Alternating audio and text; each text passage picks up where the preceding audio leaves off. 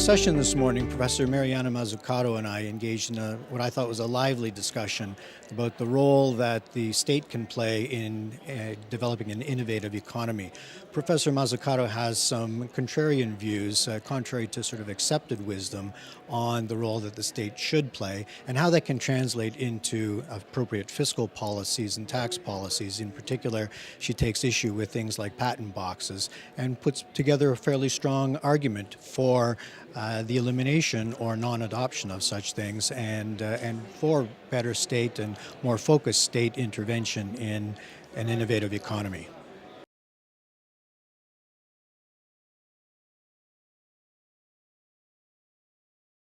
Most importantly, probably, Marianna is the R.M. Phillips Chair in Economics of Innovation at the Science Policy Research Unit of the University of Sussex in the UK.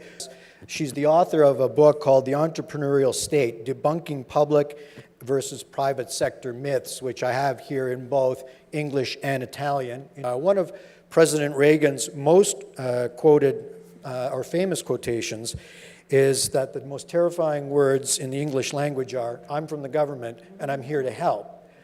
And the basic issue is that the way we talk about government is extremely boring. It's lame. You know, at best we talk about government incentivizing business, de-risking it, leveling the playing field, creating the conditions for all these wonderful private sector actors to do their thing. And the problem with this is if you actually look at the few places in the world and the few regions in these few places in the world that have actually achieved what we call smart growth, so innovation-led growth, what you've actually had is really smart, active, strategic, mission-oriented government through its sort of decentralized network of different public sector organizations and institutions. You suggest, I know at times, that there's a disconnection between what governments say and what governments do. The headline in the newspaper was, Marianna says that Europe should not do what the US says it does, but what it actually did. But the US is really the interesting point because, again, places like Silicon Valley continue to be kind of this symbol and this thing that people strive to copy, right? The idea that somehow what got us Silicon Valley was just the venture capital. But what actually happened in Silicon Valley was that the ability of these both individuals as well as venture capital funds to surf a massive, massive wave of government-funded technologies. And they were funded directly, not indirectly through tax incentives.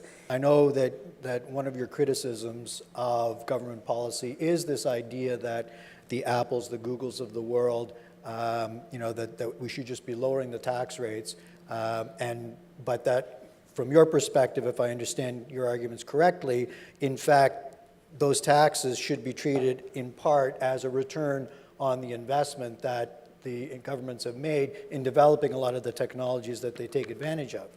Well, I think there's 2 points. The first is what would be a smart taxation policy, and that should be driven by what we actually know drives private investment, right? Don't forget that private investment in terms of the 4 components of GDP, right, which is private consumption, the C, private investment, the I, government spending, and then net exports, X minus M. The I part, private investment, is the most unstable. It's the most volatile. It's too pro-cyclical. So lots of government policies of different type are really directed at how to both stabilize but also increase private business investment. So we better know something about it before we just devise these different tax policies. So in terms of innovation, and I'll get to the second part of your question in a minute, what actually drives private investment in things like R&D is not the cost of R&D. Neither Steve Jobs, Bill Gates, or say the head of Luxottica in Italy did what they did because it was cheap and easy. They did it because they really saw a market and a technological opportunity in a particular area. And so when we think about that particular sector, life sciences or any sector, and then we think of all the different types of tax policies, whether they're R&D tax credits or patent box type policies, which I think we'll talk about in a minute, we have to absolutely be making sure that there's some sort of additionality. Otherwise, it's just a loss of tax revenue, right? And by additionality, I mean making, say, R&D happen that wouldn't have happened anyway. You see pressures on governments to match the activities of other governments. The patent boxes, I think, are a perfect example. What is the alternative for governments then if they are facing those sorts of fiscal market pressures. We should actually have is evidence-based tax policy. We literally do not have a proper symbiotic and healthily tense deal today between government and business. We're just talking about sort of cutting as opposed to really thinking about new, serious public-private partnerships that can create the future big innovations.